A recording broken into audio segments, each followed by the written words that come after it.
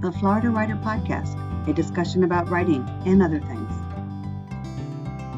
Hello, and welcome to another edition of the Florida Writer Podcast with your host, Alison Nissen. And today I am lucky enough to have with me Elle Ire.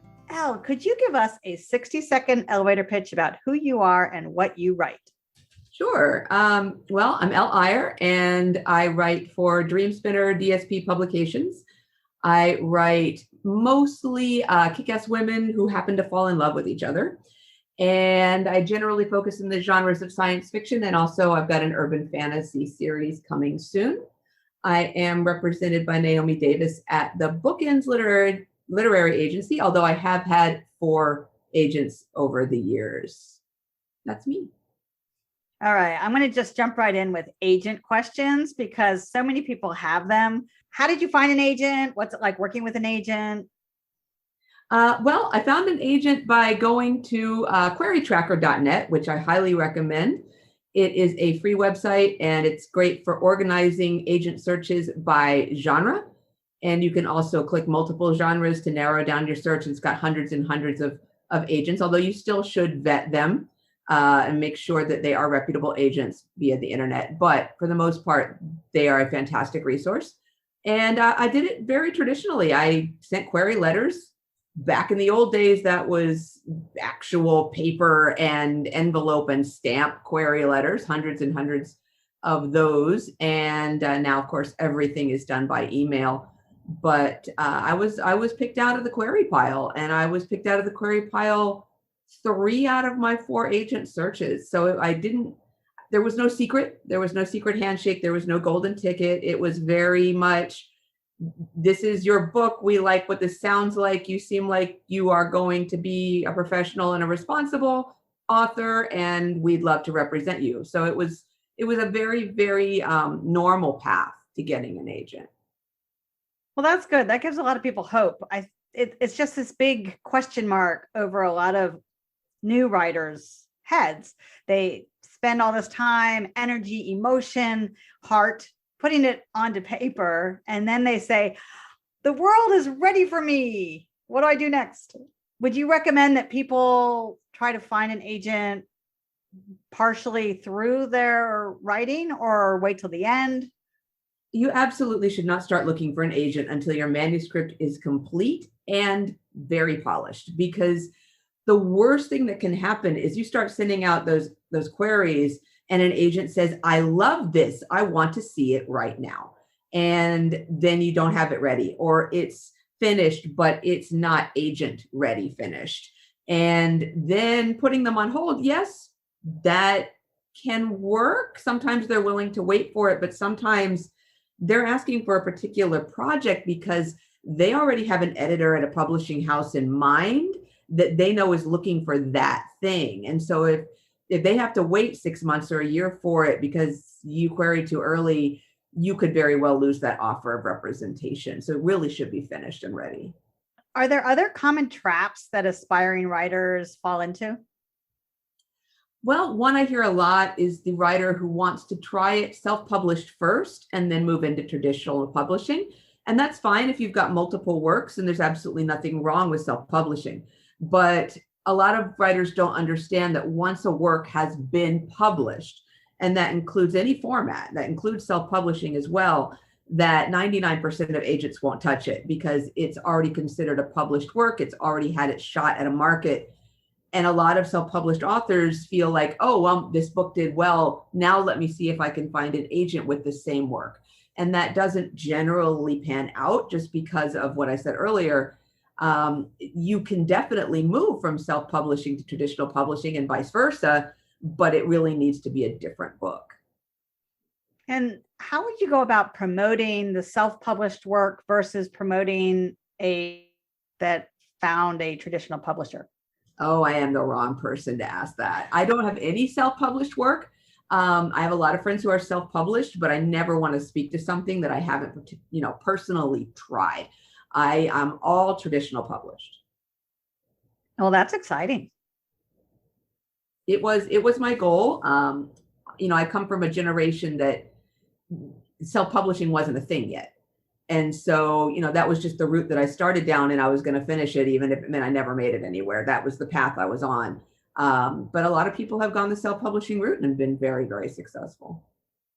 So tell me about your writing process. How do you come up with your ideas? So my spouse hates this answer, and a lot of people also hate this answer because they call it very woo-woo writing. And you can't see me, but I'm making like hand gestures in the air that look like magic wands or something.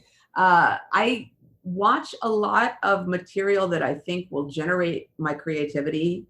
Usually it's television series or films about very strong women, or it's books that I'm reading about very powerful women characters. And then I go to sleep and I wake up and I've got characters and entire plot lines, and often even word for word dialogue from a number of scenes and names and everything else in the morning. And I will roll over and say, oh, honey, guess what? I had this dream, and there's these two characters, and they're named this and this, and they have this conversation, and then this happens, and this happens, and then there's a book. And he gets really, really frustrated when I do that, because he's a diehard plotter. He's a strong plotter, and I am a pantser pretty much all the way. I start mostly with characters that I think I can do horrible things to and bring together in some sort of romantic ending. And then I just kind of launch from there. And, sometimes it doesn't work, but usually I end up with a book somewhere down the road. So as you were talking, and you're talking about these two characters that you could bring together and do horrible things to, and then maybe make romantically involved at the end. Okay, I'm totally envisioning two Barbie dolls that I might have tortured as a child. And, you take their heads off and their arms off, and you're like cutting their hair, and you're drawing on them and all sorts of things. I'm totally envisioning this. It's probably not quite that dramatic, though. You must have been a very interesting child. I never played with Barbie dolls. I was a tomboy through and through. And so I definitely played with action figures. And, I was a Star Wars kid. So, I was 7, 8 years old when Star Wars came out, which launched my interest in science fiction and also in strong women characters. Princess Leia was the hero I wanted to be when I grew up. And so, when I say horrible things, the old mantra for writers is make it worse, and make it worse, and then find a way to resolve that conflict. And so if my characters met me in a dark alley, they'd probably do away with me quietly, and you'd never know what happened to the body. But I really do enjoy the calm after the storm.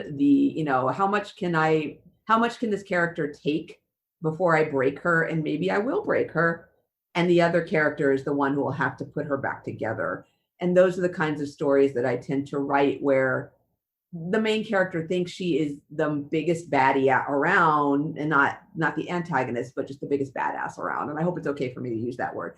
But she's not as tough as she thinks, or she appears that tough to everyone else, but inside she's a hot mess. And she doesn't feel like she's capable of loving others or being loved. And then in walks this other character who can do all of that and make her whole and put the internal pieces together so that they match the external. And that's pretty much how all my books work, just in different ways. So besides the badass women that are your main characters, do you have other common themes or symbolism that traces throughout your works? There are a lot of them that are unintentional that are then later pointed out to me maybe a third of the way through. And I'm like, oh yeah, that works. And then I'll go back and I'll beef it up and make it look like I actually intended it to do that. But there's a lot of human rights, arguments in there about, who should have rights. Oh, everyone should have rights, regardless of who you are or what you believe or how you identify or who you love. Even though a lot of my work is set in the future and same-sex pairings are completely accepted, there are other things that aren't. My character in my most popular series is a cyborg, and so large parts of her are mechanical. And she is denied basic human rights because of this. And yeah, that's definitely a metaphor. It's intentional and was played up more as the thing went on. I also used Wizard of Oz references throughout some of it. She is nicknamed the Tin Man at times because of this. And again, she's got the biggest heart, and the heart is all human. And that's kind of the message that's supposed to come through for everyone. There's also a lot of self-esteem messages in there about, learning to love yourself regardless of who you are, and regardless of what you look like, and regardless of how you see yourself, you should love the person that you are. And that's a big one in book 3. So, because again, she doesn't always see herself as human either. And it's a struggle for her to overcome the perception of her from the outside, because she wants human rights, but deep down she kind of agrees with them, and she has to learn to love everything about herself. And of course, the love interest helps her figure that out. But yeah, those kinds of themes run through a lot of my work. Do you have a scene in your books that is the hardest part for you to write? Fight scenes are always tough, mostly because I'm not a physical person myself. And so I've never really been in a coordinated battle or a hand-to-hand combat kind of thing. And choreography for those, and remembering, okay, who is over here, who's on her right, who's on her left, where is she injured, how would those injuries affect her throughout the course of not just that scene, but going forward into multiple chapters. I was like, oh yeah, she had an arm injury, she can't actually use that arm well anymore, but here she is lifting this thing in chapter 10. Remembering all that, keeping notes to the side of, okay, she can't do this, she can't do this, she can't do this. And then I have people that are fight experts that look at my fight scenes and yeah, no, this isn't possible, this is not going to work, you need to rewrite this or that. Weapons experts, although I do try to get firsthand experience with a variety of weapons. I just signed up for axe throwing lessons in July, and I've had shooting lessons with 9mm and whip cracking lessons. I've had those, and I've had archery, and I've thrown throwing stars and daggers and such. So anything I can do myself, I'll do, but within safety reasons, or parameters. But I definitely struggle with the choreography, and I always need other eyes on those scenes. So going back to when you first started to write, what advice would you give yourself? Don't stop. I got really discouraged when I queried my first real manuscript, and I'd written several manuscripts before that I knew were just practice. They were definitely not going to be sold. I wasn't intending to shop them, but the first one that I thought, okay, this one's pretty good, I think I'm going to give this a shot, and it got some looks and it got some full requests, but it didn't ever land an agent. And because of the time in which this was done and the era, getting a full, you didn't have the internet to say, ooh, getting a full request, that's really close, that's really good, you should not give up, you should keep going. It was like, oh, well, it was a no. And not realizing how close I was, I got very down on myself, and I took 5 years. I just disappeared for 5 years. I didn't write for 5 years, and oh, what I would give to get those 5 years back. I can write a book in 4 to 6 months, and I think about how many books I could have had written and shopped now that I just lost that time. So my advice would definitely be to not put all your money on one book, not think that the first book you're going to write is going to be the book that's going to get the agent, or even the book that's going to sell, because even the book that got the agent did not sell. That book ended up being scrapped and rewritten from the ground up, and it eventually became the series that is my more popular series now. But the odds are the first books you write aren't going anywhere, and the next books you write might get you to the agent stage, but might never end up in a publisher, and then you'll probably get there, but you can't sell what you haven't written. So. Well, that's absolutely true. Does your family support your writing career? Well, They supported me being an English major over me being a studio music and jazz voice major, which is how I started. They saw being an English major and eventually getting a master's in lit as at least something that could potentially earn me a living. And then going on to get my education credits as well, they knew I wouldn't starve. And that, I mean, every parent worries about how their kids are going to support themselves. And I understood it.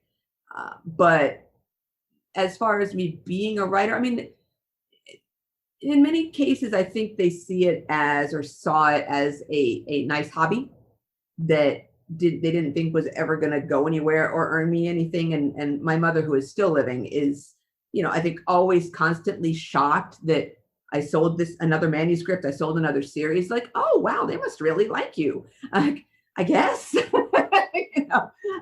She's never read any of my work, and I doubt she ever will. It's not like I'm hiding it from her. She has copies.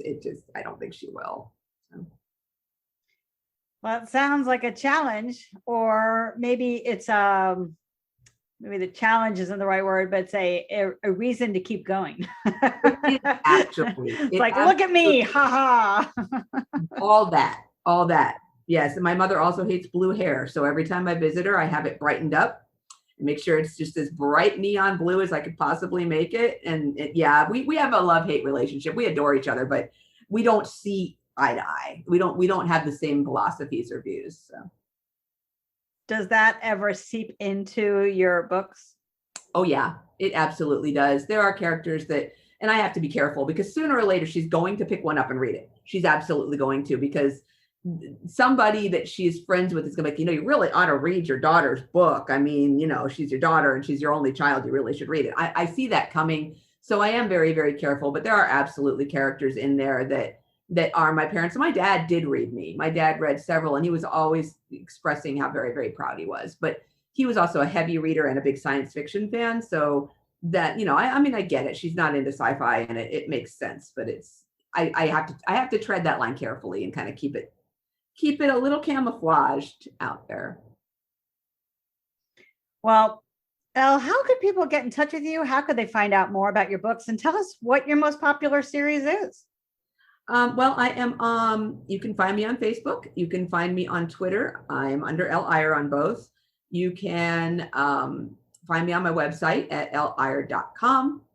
And my books are all over the place. They are available through Amazon. They are available through Books A Million, Barnes and Noble, Target. All of those are online. And then apparently in some major cities now, it is also available on actual shelves. We just got a mass market deal. So it's a new edition of the Stormfronts trilogy, which is my most popular series. It's a 3-book trilogy, and it's getting mass market editions. The first 2 are already out in mass market, and the next one comes out in, I believe, July in mass market. And those are supposed to be available in some actual brick and mortar stores for Books A Million and Barnes and Noble as well. So I'm all over the place. So when you walk into a store and you see it, you're going to take a selfie? Oh, yeah, absolutely. I've actually asked friends to do it because I don't think that Orlando qualifies as quite big enough. It is a small press that I'm with. And so they only do a very, very small selected number of titles as mass market because they have to be willing to accept returns in order to get those books into the brick and mortar stores. And so they pick a handful of titles each year that they are going to invest that kind of money in to take that risk. And I was thrilled that they chose the Stormfronts trilogy as 3 of their titles this year. But I know that it's still a very, very limited physical bookstore release. Elle, that's all very exciting news for you. I am thrilled for you. But I want to know right now, are you ready to switch to our rapid fire questions? I am game. Go for it. All right. What was the last handy thing you did around the house? Nothing. Yeah, I am not the handy person. That is all my spouse. He is really good with tools. I think the last handy handy quotation marks thing I did was probably laundry, and I don't think that counts.